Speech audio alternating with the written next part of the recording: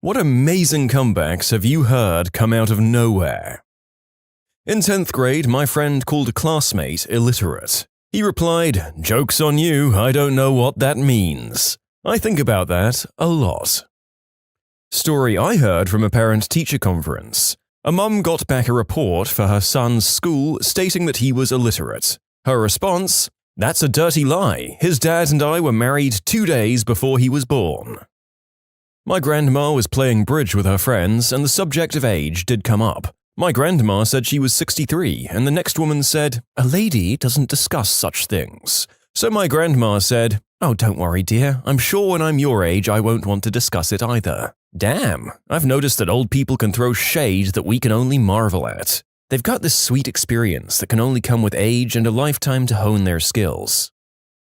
There was this guy at a frat party that whipped out his pecker in front of this girl and asked her what it looked like. Without missing a beat, she replied, "It looks like a male member, only smaller."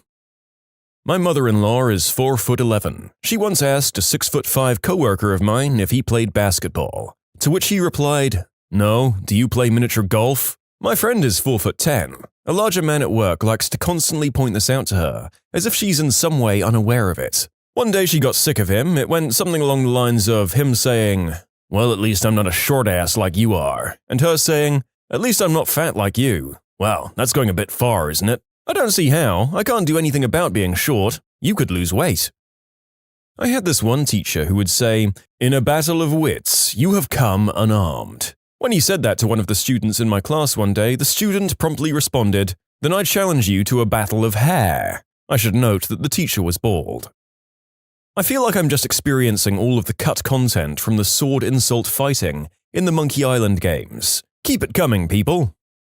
My team leader said at work, "Have you tried playing dad to 40 kids?" referring to us regular employees as the children. My coworker, without missing a beat, replies, "Have you ever had a deadbeat dad?" I was dying. "Your mom is a lady of the night." Well, at least mine charges. A friend in 6th grade came to school with a black eye. Everyone was naturally asking what had happened. This girl said, "Your white trash dad probably beat you," in front of everybody. He responded with, "At least I have a dad." Her dad had self-deleted 2 years earlier. I'd say he took it too far, but it was very quick and burned her like 1,000 suns. When Jimmy Carr began in one of his sets by saying, "First time I was ever in bed with someone," and a girl in the crowd said, "You mean yesterday?" The crowd went wild with laughter, and he waited for everyone to quiet down and then with perfect timing said, "I'm glad you remember." Years ago, I was out drinking with friends and some people we'd just met, including a guy I was interested in. There was a lot of banter flying back and forth. In an effort to seem cool to our new acquaintances, I threw a lame, slightly personal insult to my friend across the table. I don't even really remember what it was, as it was so long ago, but probably along the lines of a "your mum" joke. Despite obviously hearing what I'd said, he looked directly at me and said in a non-aggressive way, "Sorry, I couldn't hear you. What was that you said?" Feeling a little stupid at this point, I repeated it. Once again, louder, and our company was paying attention now, he said, "Oh, I didn't get it that time either. What did you say?" At that point, the table had fallen silent, and with all eyes on me, I felt so small and embarrassed and just mumbled, "Never mind," into my drink. Looking back, he clearly knew exactly what he was doing, and I've used this tactic since. It's so simple yet effective and guaranteed to make your opponent want the earth to swallow them whole. I wasn't there, but my brother overheard 2 kids on a bus playing a game where you can see who can yell the words for male member the loudest. It got too loud and the bus driver, who was a woman in maybe her 50s, out of the blue yelled, "Sounds like it's coming from someone who wishes they had one." The entire bus erupted in laughter. President Calvin Coolidge was famously taciturn. His campaign train stopped briefly in one town. A woman called out, "Mr. Coolidge, my husband bet me I couldn't get you to say more than 2 words. Now, what do you say to that?" The train lurched into motion. "You lose," he said.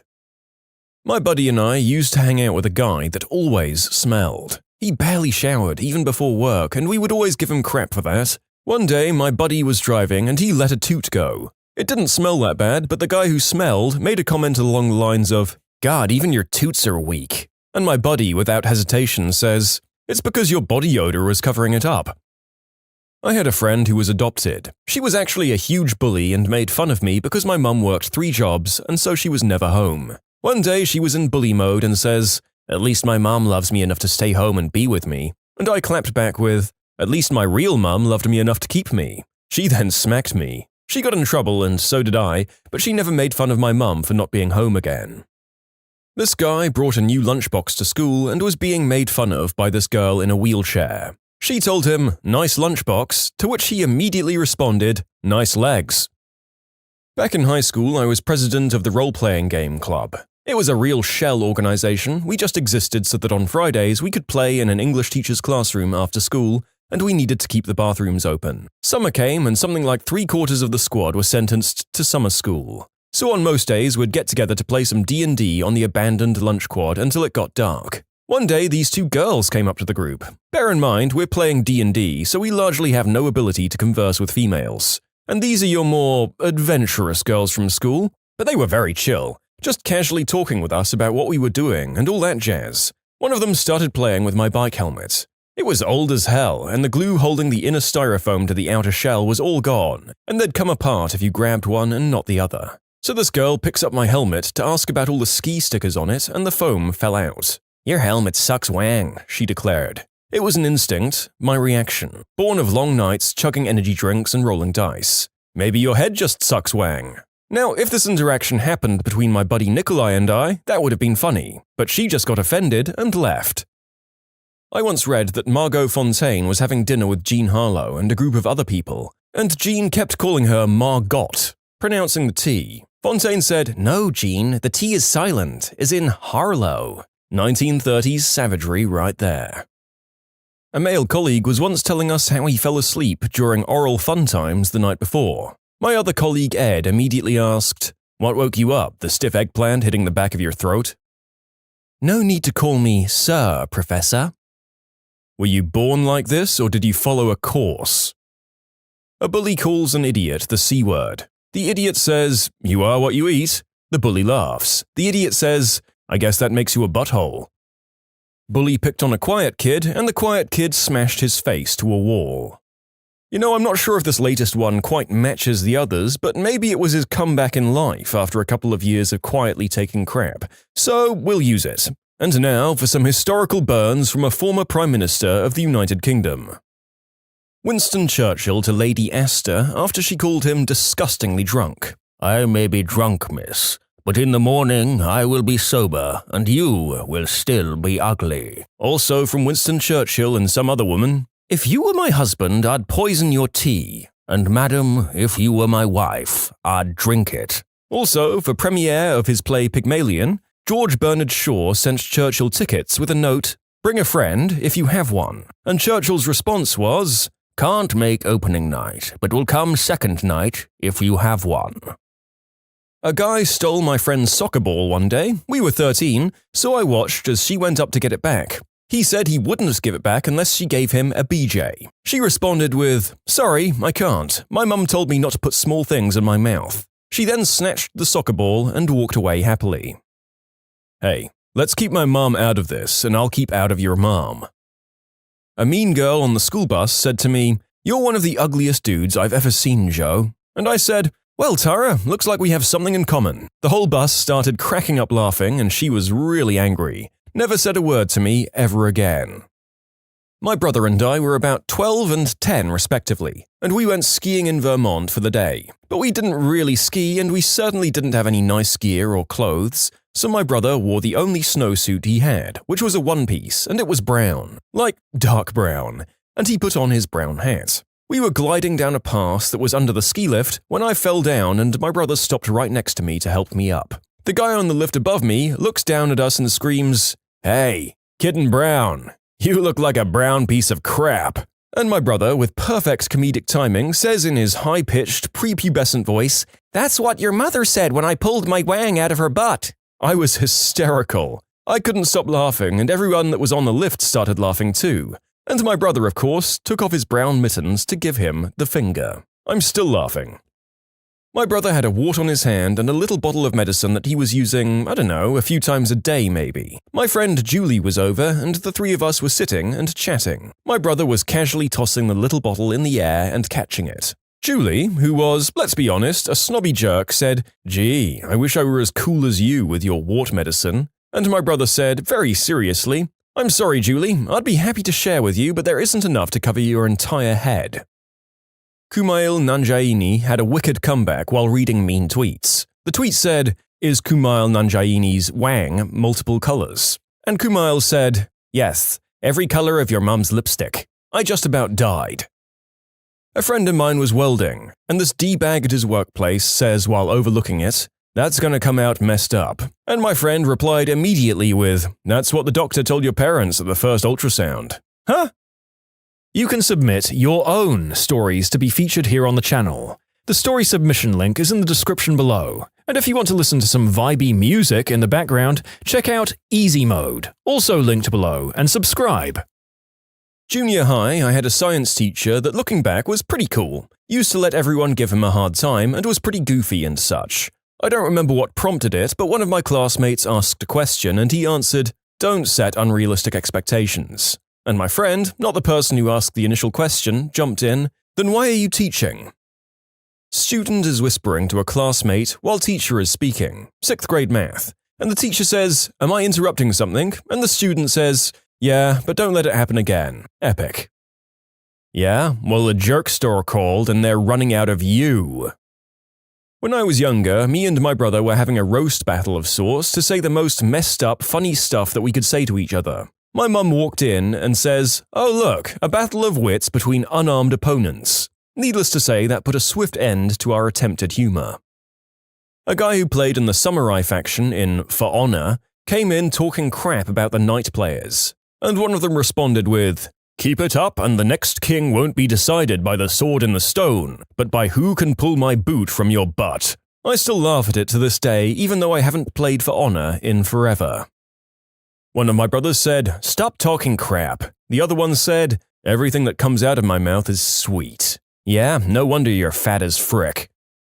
Whenever someone says, "F you," I say, "Pay me." It stumps a lot of people, sometimes resulting with an, "Ugh, F you." So I say again, "Well, pay me."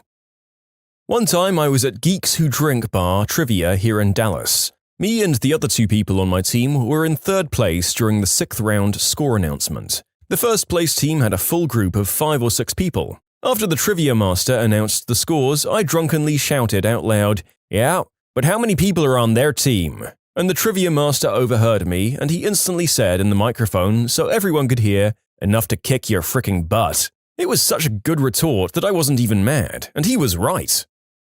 Look man, trivia masters at these things are often as not stand-up comedians who are doing extra gigs to make ends meet. Going toe-to-toe with one of them is not for the faint-hearted, and I'm not surprised you got burned.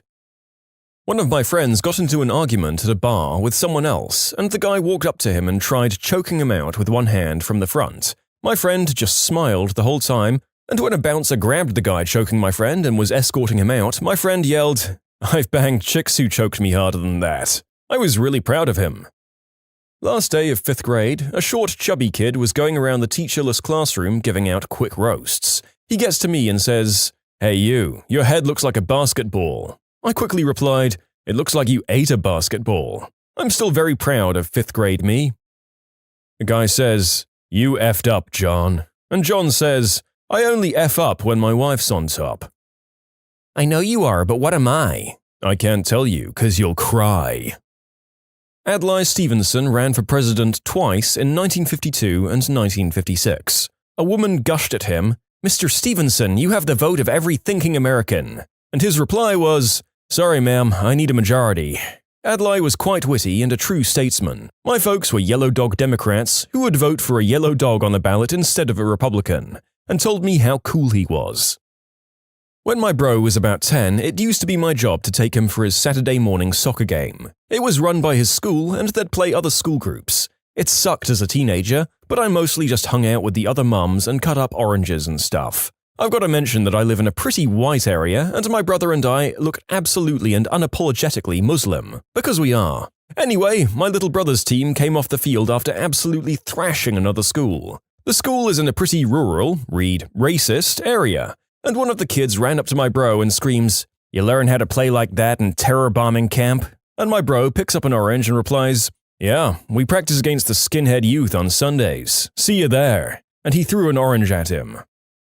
Sophomore year of high school, 1995. A close friend of mine had just gotten her first of what would be eventually many tattoos, a rubber ducky on her belly, just beside her navel. We had a church camp thing that weekend, and she tried to keep it covered as much as she could. But she had to keep applying Neosporin and such, so we kept ducking out to hallways and spare conference rooms at this massive church, so she could take care of business and I'd look out for any adults who might yell at her for the tattoo. So maybe the 5th time we went out to get her tattoo some air, these girls from another church sneak out and follow us. Picture the cast of Mean Girls. Wealthy, snotty, preppy, pretty, and totally up their own butts. They're all blonde, thin as rails, and dressed like a Land's End advertisement. My friend and I were also skinny blondes, but she dressed grunge, and I was into the skater, raver look at the same time. A total poser, as I didn't do substances, but I had a pixie haircut with a green streak in it, and I wore little boys' polo shirts and enormous pants. Not the type these girls thought of as cool. Anyway, the lead blonde clone walks up to us and asks in her flat Valley Girl voice, "Oh my god, is that a tattoo?" And my friend goes, "Yep," as she's dabbing little spots of blood away and applying ointment. And the girl goes, "Is it real?" And my friend goes, "No, it's fake, and so is the blood." Blondie catches her sarcasm, amazingly enough, and stares hard at my friend's belly for a moment and asks, "What's going to happen when you get fat?" And without missing a beat or even looking up from what she's doing, my friend said, "I don't know. What happened when you got fat?" The girl was open-mouthed for a second and then lamely called her the B-word and stalked off with her entourage. But I could tell my friend got to her. She was the comeback goddess. She always knew exactly what to say to level a person who crossed her.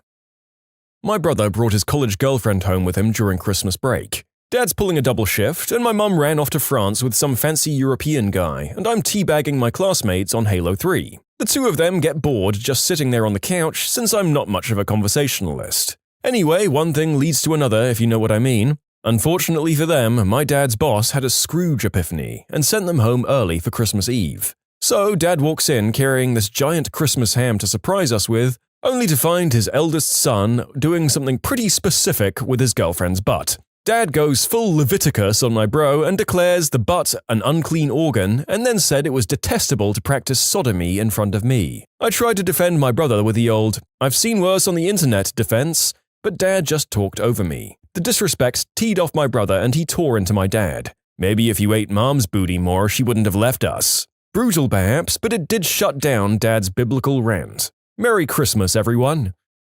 When we were kids, my older brother and I were arguing about some crap and I said, "I knew that before you were born." Without hesitation, he replied, "Did you have a library in your part of Dad's ball bag?" And we both wet ourselves laughing for 5 minutes. There was once a kid in 7th grade that was at least a foot shorter than me, and he was trying to roast me. At one point, I just interrupted him and said, "Hey, at least I can go on the fricking Ferris wheel." I and those around me got a kick out of that. "Your mom's a lesbian." "Yeah, with your mom." Anytime a guy says he has a big wang, I tell him, "Spit it out, it isn't yours." My uncle, a genial old man with a beard sitting in a pub. A younger guy looks at him and says, "What the frick are you looking at?" My uncle says, "Oh, sorry, sonny. If you don't know what the frick you are, I'm afraid I can't help you." The younger guy looked puzzled for a moment and then decided it wasn't worth the intellectual headache of pushing it further. Guys, many people in the comments of these stories are pointing out that a lot of the elderly have razor-sharp wits and do not give an F. Don't go up against them unless you're bringing your insult A-game. I've been rejected by better people than you. My dad once told my 17-year-old brother, "You're just mad because the best part of you ran down the crack of your mum's butt." This loser walked into class. The teacher said, "You're late," and he instantly said, "A wizard is never late, nor is he early. He arrives precisely when he means to." He was lucky the teacher knew Lord of the Rings. A slightly chubby girl told my friend, who admittedly had a rather bad neckbeard, that he should shave. Without skipping a beat, he told her she should shave the pounds off. A guy with no chin said, "At least I don't have 2 chins." And the guy with 2 chins said, "At least I have 1. Did I stutter? Yes. Then you heard me twice. My ex-boss was in a bar in Onslow watching England valiantly lose in heartbreaking style in a soccer tournament to Germany yet again, when he got accidentally bumped into by a German fan as he was reversing without due attention. "Oh, sorry," apologized the German chap. "For which world war?" quips Nick. Apparently the punch came out of nowhere. I worked in a paint shop for a while and got really good at guy talk. One day while walking into the office, one of the guys started making fun of me because I wash my hands. Something along the lines of, "Don't forget to wash your hands, little lady." I'm a guy. And I replied without even thinking, "Yeah, no, I don't want to give your girl a yeasty." My short friend made some snarky comment and others were gassing her up. She said, "Yeah, I know how to throw shade." And then I said, "What do you know about throwing shade? You're not even tall enough to cast a shadow." And that's the comeback I'm the most proud of. My sister was being a total witch to me, like attacking my weight, my career, my grades. After being fed up, I left the room, and before passing through the door, I turned and said, "Jon Snow comes back to life next episode," and I left. She was catching up with the show. When you subscribe, make sure to hit the bell to turn on notifications. Put the playlist on in the background to finish listening to all the stories, or if you want some vibey music to put on in the background, check out Easy Mode. If you like Am I the Genius, give Am I the Jerk a shot. Everything linked in the description.